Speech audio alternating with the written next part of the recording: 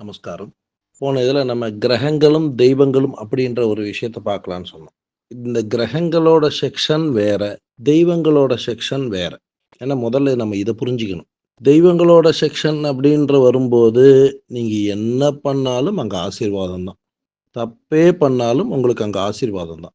சரியா பண்ணாலும் ஆசீர்வாதம் தான். எப்படி அப்படின்னு கேட்டீங்கன்னாக்க, இது வந்து இவன் பண்ணது தப்பு, இவன் பண்ணது சரின்றது கிடையாது. தெய்வங்கள வந்து அதனால தான் அப்பா, அம்மான்ற கான்செப்ட்டுக்கு உள்ள கொண்டு வரோம். ரொம்ப பேர் சொல்லவே சொல்லுவாங்க. இது என்னோட அப்பா, என்னோட அம்மா அப்படின்ற மாரியெல்லாம் பேசுறதே உண்டு. நெறைய பேர் அப்படி உட்காந்து அம்மான்னு பேசுவாங்க, அப்பான்னு பேசுவாங்க. அது மாரி தான் நம்ம அப்பா, அம்மா எப்படியோ அதே மாரி தான் 99.9% சொல்லலாம். ஏன்னா இது வந்து நம்மளால உணரக்கூடிய ஒரு விஷயம். ஆனா கிரகங்கள் அப்படின்றது அப்படி கிடையாது.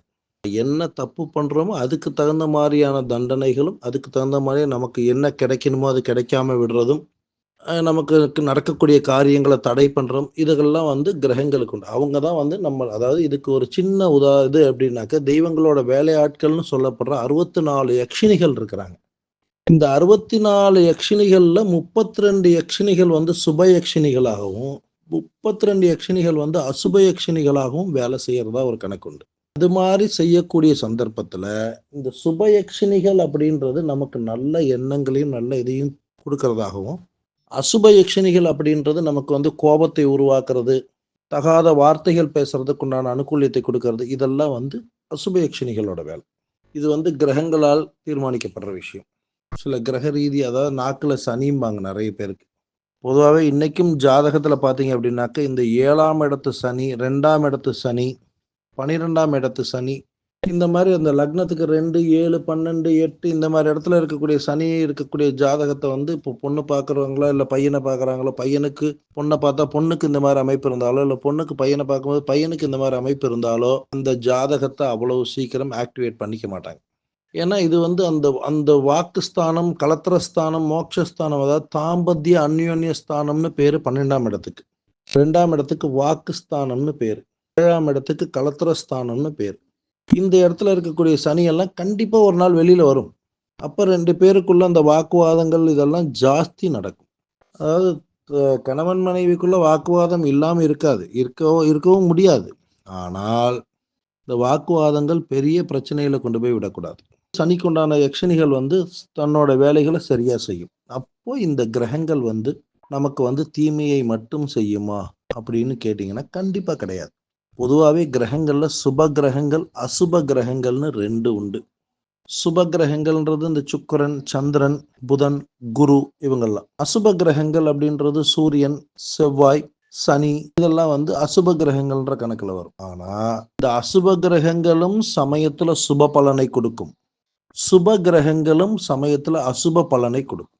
இதுக்கு தான் அந்த கிரகங்களோட நடைமுறை. அதாவது அவங்க இருக்கக்கூடிய பாவகம், வாங்கி இருக்கக்கூடிய சாரம், எந்த கிரகத்துல உட்கார்ந்திருக்கு, எந்த நட்சத்திரத்துல உட்கார்ந்திருக்கு, இதையெல்லாம் கால்குலேட் பண்றோம். இதெல்லாம் சுப கிரகங்கள் நமக்கு சுப பலன தான் கொடுக்கும் அப்படின்னு கண்டிப்பா நெனச்சுக்க முடியாது. அதே மாரி இந்த பக்கம் பார்த்தீங்கன்னா, இதெல்லாம் அசுப கிரகங்கள், இதெல்லாம் நமக்கு அசுப பலனை கொடுக்கும் அப்படின்றதும் நெனைக்க முடியாது. உதாரணத்துக்கு சின்ன உதாரணம் அவ்வளவுதான். ஒரு சந்திரன் இருக்கார். சந்திரன் வந்து நமக்கு சமயத்துல சுப பலனையும் கொடுப்பார், அசுப பலனையும் கொடுப்பார். அதே மாரி தான் சுக்கிரனும். சுக்கிரன் சமயத்துல அசுப பலனையும் கொடுப்பார், சுப பலனையும் கொடுப்பார். அதே மாரி தான் குரு. பொதுவாவே ரொம்ப பேர் சொல்ற விஷயம் குரு பார்க்க கோடி நன்மை. இது ரொம்ப அண்டர்லைன் பண்ணிக்கணும். குரு பார்க்க கோடி நன்மை. ஆனா, குரு பார்க்குற எல்லா இடமுமே நமக்கு சரியாயிடுமா? குரு பார்த்தா சில இடங்கள்ல தப்பிச்சுக்கலாம். ஆனா, எல்லா இடங்களுமே அந்த இடத்துல சரியாகும் கண்டிப்பா சொல்ல முடியாது. அதே மாரி சனி பார்த்தீங்கன்னாக்கா, சனியா இருக்கட்டும், சூரியனாகட்டும், சூரியன் வந்து பொதுவா வந்து பித்ரு தோஷத்தை கொடுக்கக்கூடியவர். அதே சூரியன் வந்து நம்மளோட உத்தியோக பிராப்தியை கொடுக்கக்கூடியவர். சனி எடுத்துக்கோங்க. சனி வந்து பார்த்தீங்கன்னா, நம்ம ஏற்கனவே சொன்ன மாரி வாக்குஸ்தானத்தில சனி இருக்குதுன்னா, தொந்தரவை கொடுக்கும் அப்படின்றோம். வார்த்தைகள் வந்து கசாமுசான்னு வருன்றோம். அதே சனி தான் நமக்கு ஆயுள் பாவகத்தை தீர்மானிக்கக்கூடியவர். அதே சனி தான் நமக்கு வாகன அபிவிருத்தியை கொடுக்கக்கூடியவர். அதே சனி தான் ரோக நிவர்த்தியை கொடுக்கக்கூடியவர். ஸோ எதையுமே வந்து நம்ம சுபமாவும், அசுபமாவும் கிரகங்கள்ல எடுத்துக்க முடியாது. அது இருக்கக்கூடிய இடத்த பொறுத்தது. நம்ம அத பின்னாடி பார்க்கலாம். அதே மாரி தெய்வங்கள்.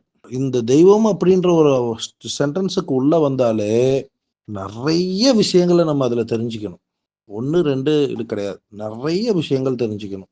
காரணம் என்னன்னு கேட்டீங்கன்னா, இந்த தெய்வ ரீதியான விஷயம் அப்படின்ற பட்சத்தில, இன்னைக்கு இருக்கக்கூடிய சூழ்நிலையில, நம்ம எல்லாம் சரியா வழிபாடுகள் பண்ணிட்டு இருக்கோமா அப்படின்னா, கொஞ்சம் கொஸ்டின் மார்க் தான்.